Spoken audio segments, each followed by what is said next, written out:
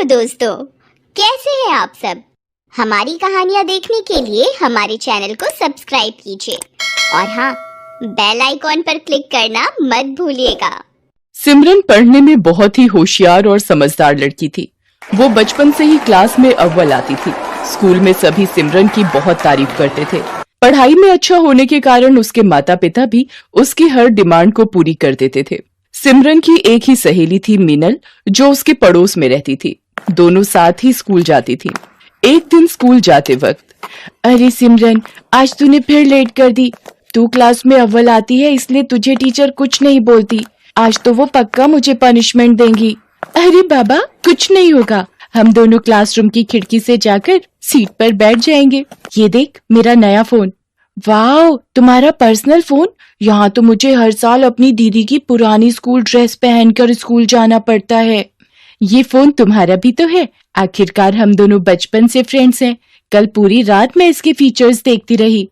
मीनल और सिमरन बातें करते करते स्कूल पहुंच जाती हैं और चुपके से क्लासरूम के पीछे वाली खिड़की से घुसने की कोशिश करती हैं, लेकिन टीचर दोनों को पकड़ लेती है और लेट आने की वजह से टीचर दोनों को क्लास से बाहर कान पकड़कर खड़ा कर देती हैं। सिमरन, तुम पढ़ाई में अच्छी हो, लेकिन तुम्हें स्कूल के और भी रूल्स फॉलो करने चाहिए। डिसिप्लिन मेंटेन करना चाहिए। सॉरी टीचर, अगली बार से ऐसा नहीं होगा। सिमरन और मीनल के सामने वाली क्लास से दो लड़के क्लासरूम के बाहर कान पकड़कर खड़े थे। अरे क्यों दिल छोटा कर रही है? सिर्फ हम दोनों ही क्लासरूम के बाहर थोड़ी हैं। सामने उन लड़कों को देख। हाय गर्ल्स, आप लोग भी क्लास में लेट आई थी क्या? हाँ, ये टीचर भी ना स्कूल में पढ़ाने आती हैं या बच्चों को पनिशमेंट देने? मैंने तुम्हें स्कूल में पहले कभी नहीं देखा। हाँ, मैंने भी कुछ दिनों पहले स्कूल में एडमिशन लिया है। धीरे धीरे रॉकी और सिमरन में दोस्ती हो जाती है। दोनों एक दूसरे को अपना फोन नंबर दे देते हैं। दोनों हमेशा साथ में घूमते हैं। स्कूल के बाद भी साथ में वक्त बिताते हैं। एक दिन स्कूल से वापस आते वक्त सिमरन अपने मोबाइल से किसी को टेक्स्ट कर रही होती है। अरे यार, तू भी ना हमेशा इस मोबाइल में ही लगी रहती है। अरे वो स्टैंडर्ड 11 वाला रॉकी है ना, उसने मुझे क्या मस्त जोक भेजा है। तूने रॉकी को अपना नंबर क्यों दिया? वैसे भी वो दूसरे स्कूल से आया है। इस बार हमारा 10th क्लास है। वो मेरी थोड़ी स्टडीज में हेल्प कर रहा है और कुछ नहीं। मैं तो कहती हूँ तू उससे थोड़ा दूर रहा कर। मुझे वो लड़का बिल्कुल भी पसंद नहीं है। तू भी ना, ऐसा कुछ भी नहीं है। रॉकी काफी अच्छा लड़का है। अगले दिन सिमरन क्लास में बैठकर फोन चला रही थी, तभी उसे टीचर पकड़ लेती हैं। ये क्या है सिमरन?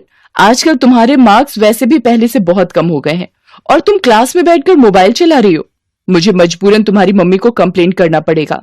सॉरी टीचर, अगली बार से ऐसा नहीं होगा, वरना मम्मी मेरा फोन छीन लेंगी। प्लीज मम्मी को मत बताइएगा। ये तुम्हारी पहली गलती थी, इसलिए मैं माफ कर रही हूँ। ऐसे ही कुछ महीने बीत जाते हैं। गर्मी की छुट्टी का वक्त आ जाता है। सिमरन और रॉकी स्कूल के बाद कुछ टाइम साथ में गुजारने का प्लान करते हैं। अरे यार मीनल, तू आज अकेली घर चली जा। अगर मेरी मम्मी तेरे घर पर कॉल करे तो बोल देना मैं तेरे घर पर ही हूँ। लेकिन तू कहाँ जा रही है? मैं रॉकी से मिलने जा रही हूँ। ये सही नहीं है, तुम्हें स्कूल से सीधा घर जाना चाहिए। तुम मेरे से जलती हो क्योंकि स्कूल में सभी मुझे इम्पोर्टेंस देते हैं। ऐसा कुछ भी नहीं है, तुम मुझे गलत समझ रही हो।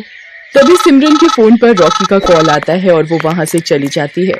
सिमरन रॉकी से मिलने उसके घर जाती है। वहाँ काफी अंधेरा होता है। सिमरन रॉकी को आवाज देती है, रॉकी कहाँ हो तुम? रॉकी पीछे से आकर उसे भूख कर डरा देता है। ओह रॉकी, तुम भी ना, तुमने तो मुझे डरा ही दिया था। क्या तुम भी बच्चों की तरह डर गई? रॉकी और सिमरन साथ में पिज्जा खाते हैं और खूब सारी बातें करते हैं और एक पिक्चर देखते हैं। कल से गर्मी की छुट्टी हो जाएंगी। हम लोग 2 महीने तक नहीं मिल पाएंगे। इससे पहले मैं तुम्हें कुछ बताना चाहता हूँ। हाँ बोलो, क्या बताना है तुम्हें? तुम मेरी बेस्ट फ्रेंड हो। मैंने आज तक तुम्हारी जैसी लड़की नहीं देखी। तुम भी ना, तुम भी मेरे सबसे अच्छे दोस्त हो। सिमरन और रॉकी साथ में वक्त बिताते हैं और कब दोनों अपनी हदें पार कर जाते हैं उन्हें पता ही नहीं चलता। अगले दिन से स्कूल की गर्मी की छुट्टियां शुरू हो जाती हैं। रॉकी और सिमरन एक दूसरे से मिल नहीं पाते। कुछ दिनों बाद सिमरन को उल्टियां होने लगती हैं और सिर चकराने लगता है। सिमरन को ये सब थोड़ा अजीब लगता है। तब वो मीनल को सारी बात बताती है। क्या किया सिमरन तूने? मुझे माफ कर दे। मैंने तेरे मना करने के बाद भी रॉकी के साथ वक्त बिताया। तू चिंता मत कर, कल से स्कूल खुल रहा है। तू पहले रॉकी से जाकर बात कर। अगले दिन सिमरन जाकर रॉकी से बात करती है, उसे सारी बात बताती है। तुम्हें याद है उस दिन हम तुम्हारे घर पर मिले थे, हमारे बीच? वो तो मेरा सबसे खूबसूरत दिन था। हमारे साथ में बिताए गए वो पल मैं कैसे भूल सकता हूँ। मैं प्रेग्नेंट हूँ। मुझे कुछ समझ में नहीं आ रहा मुझे क्या करना चाहिए। अगर किसी को पता चल गया तो सब हमारा मजाक उड़ाएंगे। ये क्या बोल रही हो? ऐसा कैसे हो सकता है? ये मेरी प्रॉब्लम नहीं है। ये क्या बोल रहे हो तुम रॉकी? ये सब हमने साथ में किया था। ठीक है, रुक जाओ, मैं कुछ करता हूँ, लेकिन इसके बाद तुम मुझे अपनी शक्ल मत दिखाना। रॉकी वहाँ से चला जाता है। सिमरन रोते हुए मीनल के पास जाती है। क्या हुआ? तुम रो क्यों रही हो? रॉकी मेरी शक्ल भी नहीं देखना चाहता है। वो मुझसे नफरत करने लगा है। मुझे पता था वो लड़का कुछ ऐसा ही करेगा। मुझे उस पर बिल्कुल भी भरोसा नहीं था। मुझे लगता है हमें किसी बड़े की मदद लेनी चाहिए। नहीं, ये बात किसी को नहीं बताना, वरना सब मुझ पर हंसेंगे। अगले दिन रॉकी सिमरन को एक गोली लाकर देता है। ये लो, ये गोली खा लेना, इसके बाद इस परेशानी से हमें छुटकारा मिल जाएगा। लेकिन रॉकी, इससे कुछ प्रॉब्लम तो नहीं होगी ना? चुपचाप से एक गोली खा लो और मेरा पीछा छोड़ दो। इसके बाद से न तो मुझे कॉल करना, न ही कोई मैसेज। सिमरन वो गोली खाकर जाकर अपनी क्लास में बैठ जाती है। तभी वो चक्कर खाकर गिर जाती है। तुझे क्या हो गया सिमरन? आंखें खोलो। इसके मुंह पर पानी छिड़कने के बाद भी इसे होश नहीं आ रहा है। लगता है कोई सीरियस इशू है। टीचर, मैं आपको कुछ बताना चाहती हूँ, प्लीज आप किसी को मत बताइएगा। मैं तुम्हारी टीचर हूँ, तुम लोगों को सही राह दिखाना मेरा काम है। तुम बिल्कुल चिंता मत करो, बिना झिझक के मुझे सारी बातें बताओ। मीनल डर कर टीचर को सारी सच्चाई बता देती है।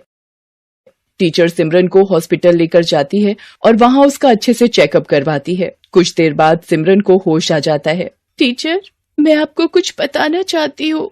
मेरी तबीयत खराब होने के पीछे कुछ और वजह है। मुझे मीनल ने सब बता दिया है। इस उम्र में बच्चे नादानी करते हैं, लेकिन तुमने जो किया है वो छोटी बात नहीं है। इससे तुम्हारी पूरी जिंदगी बर्बाद हो सकती थी। मुझे अपने किए पर बहुत अफसोस है। मैं कभी भी ऐसा नहीं करूंगी। आप प्लीज किसी को कुछ नहीं बोलिएगा। ऐसे बिना जाने कोई मेडिसिन लेना खतरनाक साबित हो सकता है। तुम्हें किसी बड़े से एडवाइस लेनी चाहिए थी। मुझे माफ कर दो मिस, मैं बहुत घबरा गई थी। लेकिन तुम्हारे साथ जिसने ये किया है, मैं उसे सजा दिलवा कर रहूंगी। टीचर रॉकी को स्कूल से सस्पेंड करवा देती है और उसके फाइनल एग्जाम देने पर भी रोक लग जाती है। मुझे माफ कर दीजिए टीचर, मैं ऐसी गलती फिर कभी भी नहीं करूंगा। तुमने एक लड़की के साथ जो किया है वो माफी के लायक नहीं है। तुम्हें सिमरन से माफी मांगनी चाहिए और अब इस गलती को सुधार कर इसका पश्चाताप भी तुम्हें ही करना होगा। मुझे माफ कर दो सिमरन, मुझसे बहुत बड़ी भूल हो गई है। मैं घबरा गया था। मैं तुम्हें प्रॉब्लम में छोड़ के चला गया। टीचर सिमरन को लेकर उसके माता पिता के पास जाती है। देखिए सर, मैं आपसे जो बात करने जा रही हूँ वो आपको बहुत धैर्य रखकर सुननी होगी। अक्सर बच्चे कुछ गलतियां कर बैठते हैं जिसकी वजह से उन्हें पछताना पड़ सकता है। आप क्या कहना चाह रही हैं टीचर? हमारी बेटी से कुछ गलती हुई है? वो दरअसल बात ये है कि वो आपकी बेटी सिमरन प्रेग्नेंट है। ये सब करने स्कूल जाती हो तुम? मैं तुम्हारी खाल उतार दूंगा, बेशरम लड़की। रुक जाइए सर, अब ऐसे समय में आपको इन बच्चों का साथ देना होगा, वरना ये जिंदगी भर खुद को माफ नहीं कर पाएगी और ये नादानी में कोई गलत कदम ना उठा ले। टीचर बड़ी समझदारी से सारी बात सिमरन के मम्मी पापा को समझाती है। अब हमें क्या करना चाहिए? इसकी तो जिंदगी बर्बाद हो जाएगी। अभी सिमर बहुत छोटी है, इसके सामने पूरी जिंदगी पड़ी है। हमें इस बच्चे का मिसकैरेज करवा देना चाहिए। मैंने डॉक्टर से बात की है, इसमें कोई भी दिक्कत नहीं होगी। फिर सिमरन की फैमिली और टीचर मिलकर उस बच्चे का मिसकैरेज करवा देते हैं। थोड़ी दिनों बाद सिमरन बिल्कुल ठीक हो जाती है। सिमरन के मम्मी पापा भी उसकी गलती के लिए उसे माफ कर देते हैं। अब सिमरन और मीनल की फिर से गहरी दोस्ती हो जाती है। सिमरन मीनल से अपने बुरे बर्ताव के लिए माफी मांगती है। मीनल, मैंने तुझे भला बुरा कहा, लेकिन तुमने आज साबित कर दिया कि तुम ही मेरी सच्ची दोस्त हो। ये तो मेरा फर्ज था। दोस्त अगर दोस्त के काम ना आए तो मैडम दोस्ती कैसी? अब थोड़ा हंस भी दे। आज से हम दोनों मन लगाकर पढ़ाई करेंगे और कभी भी किसी को शिकायत का मौका नहीं देंगे।